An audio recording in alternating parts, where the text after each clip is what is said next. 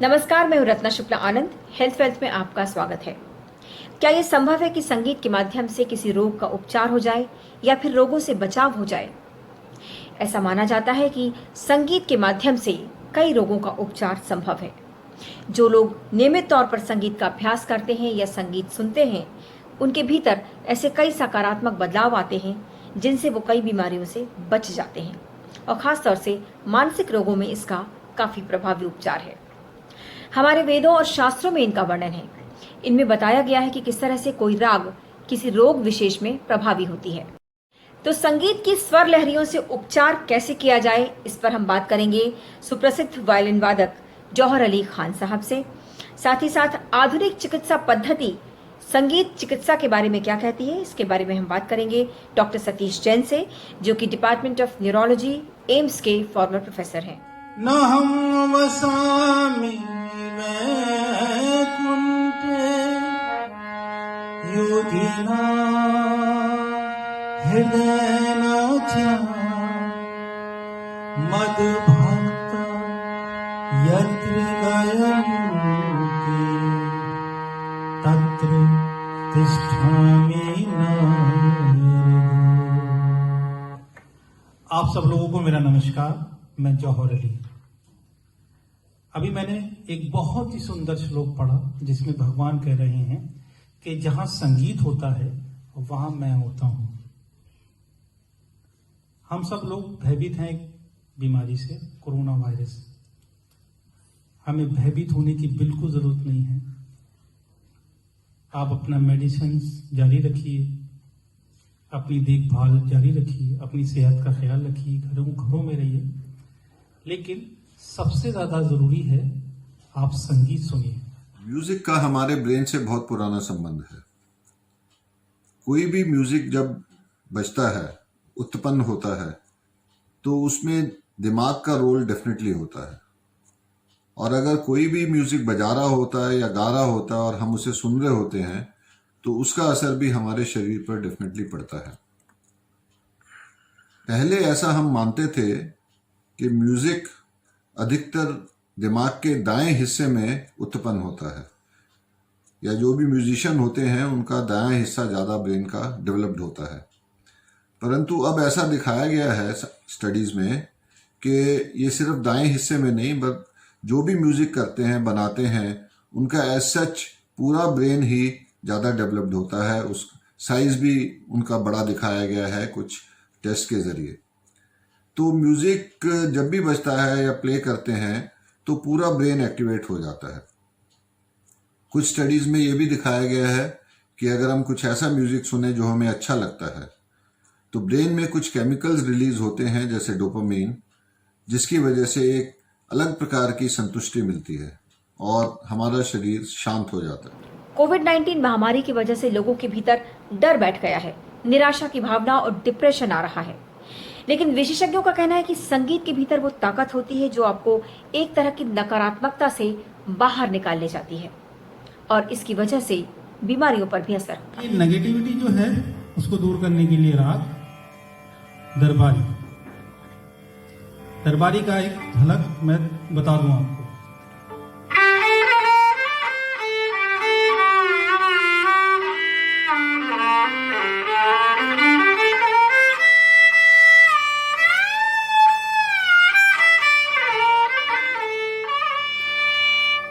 भैरवी भी है।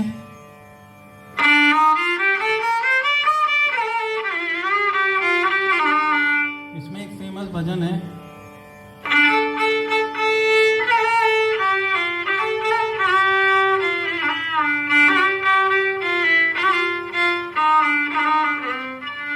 जो इंडियन म्यूजिक है वो जो एक बड़ा साइंटिफिक म्यूजिक है। हमारे जो राग हैं वो बहुत पुराने राग हैं और उनके पीछे बहुत सा शोध कार्य हुआ है।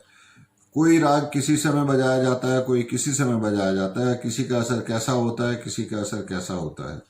तो जितने भी हमारे राग हैं या म्यूजिक है, उसका डेफिनेटली ब्रेन पे और बॉडी पे असर पड़ता है।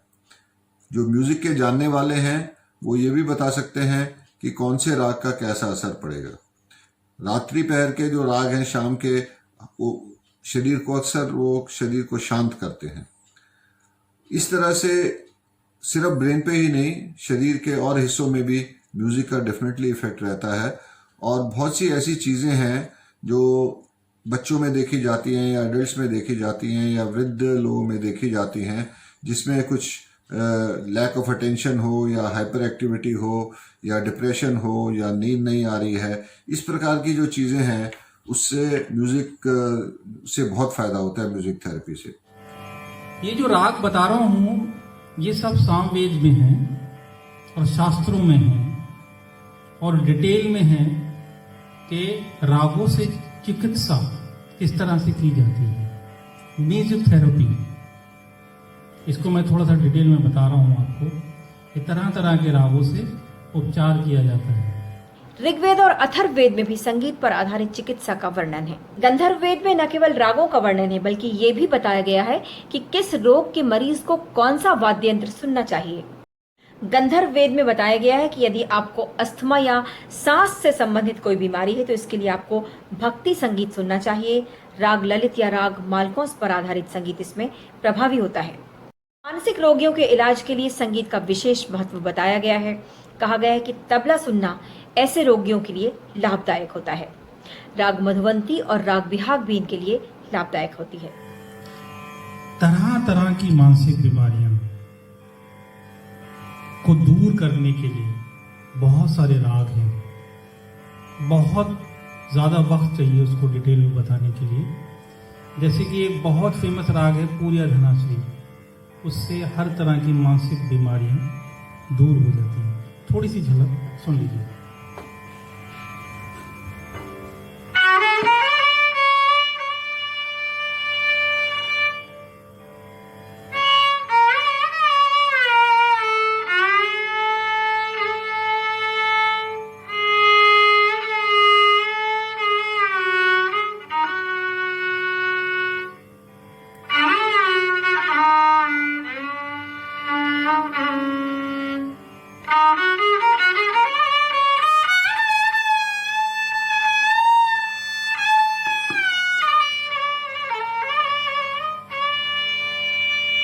वहीं जिन लोगों में खून की कमी होती है उनको ढोल या मृदंग सुनना चाहिए। इससे उनके शरीर में उत्साह का संचार होता है। हृदय रोग को दूर करने के लिए राग शिवरजनी बड़ा फेमस राग, और इस राग में बहुत फेमस गाने भी हैं। ये राग सुनिए आप।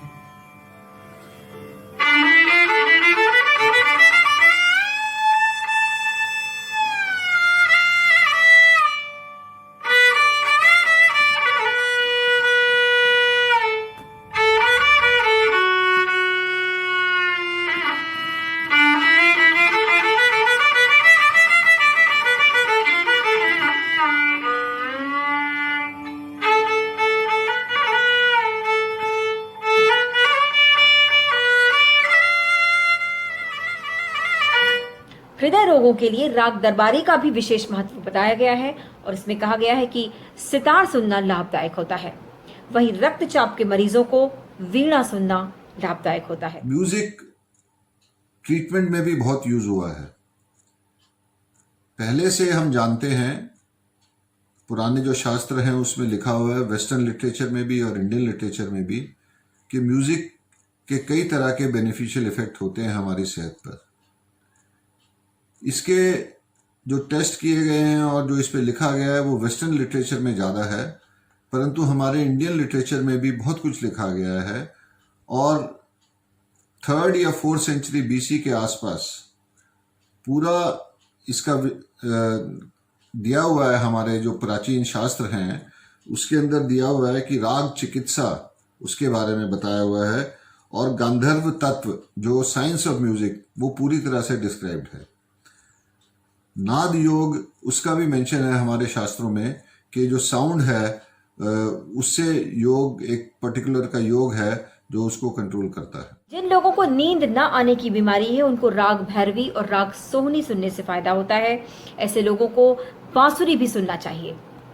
हार्वर्ड मेडिकल स्कूल के मुताबिक एंजियोग्राफी, नी सर्जरी और कोलोनोस्कोपी के मरीजों पर म्यूजिक थेरेपी के ट्रायल्स किए गए और इनमें देखा गया कि जिन मरीजों को ऑपरेशन से पहले म्यूजिक सुनाया गया था उनके भीतर तनाव कम था, उन्हें बेहोशी की दवाओं की कम जरूरत पड़ी। जिनको ऑपरेशन के दौरान म्यूजिक सुनाया गया था उनके भीतर तकलीफ कम थी, ऑपरेशन के दौरान जो होने वाली तकलीफ है वो कम थी, और जिनको बाद में सुनाया गया म्यूजिक उनकी रिकवरी बहुत जल्दी हुई, अच्छी हुई और उन्हें दर्द की दवाइयां कम देनी पड़ी।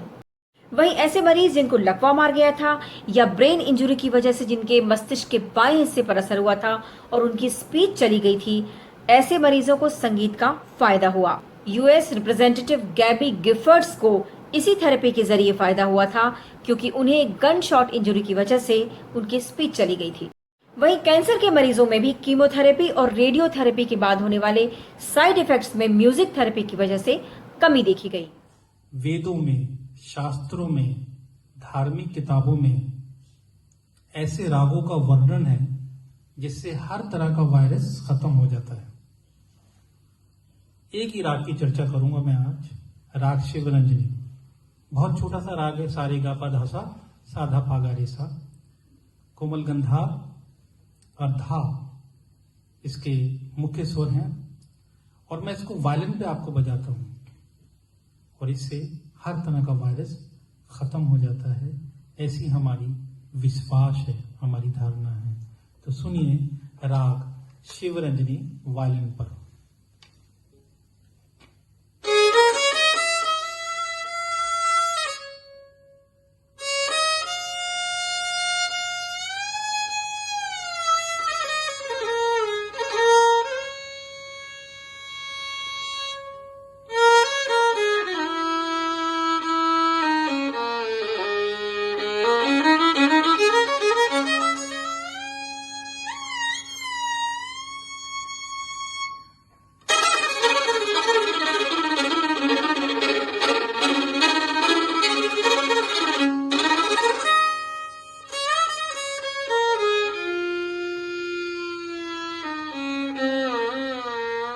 म्यूजिक यह समझना चाहिए कि वो किसी चीज का ट्रीटमेंट नहीं है। कोई कहे कि सिर्फ म्यूजिक से इलाज हो जाएगा, वो बिल्कुल गलत होगा। परंतु हाँ, म्यूजिक डेफिनेटली बॉडी को असर करता है और म्यूजिक से कहीं ना कहीं फायदा जरूर होता है, डिपेंडिंग ऑन वो कैसा म्यूजिक है, क्या है। विशेषज्ञों की माने तो कई बीमारियों की जड़ में तनाव है, यानी तनावग्रस्त यदि आप होंगे तो आपको ब्लड प्रेशर की समस्या हो सकती है, डायबिटीज की समस्या हो सकती है, दिल की बीमारियां हो सकती हैं, धीरे धीरे कई मानसिक रोग हो सकते हैं। लेकिन संगीत इन सब का इलाज इसीलिए है क्योंकि ये धीरे धीरे आपके तनाव को कम करता है, आपके मस्तिष्क को शांत करता है। ठीक उसी तरीके से जिस तरह से योग आपके शरीर को लय में लेकर आता है, उसी तरह से जब आपका शरीर संगीत के साथ लय में आ जाता है तो आपकी बीमारियां धीरे धीरे दूर होने लगती हैं। उम्मीद है आपको आज का ये वीडियो पसंद आया होगा। आप मेरी वीडियो को लाइक कीजिए, शेयर कीजिए और मेरे चैनल हेल्थ वेल्थ को सब्सक्राइब कीजिए। हेल्थ वेल्थ के अगले वीडियो में आपसे फिर मुलाकात होगी। तब तक के लिए नमस्कार।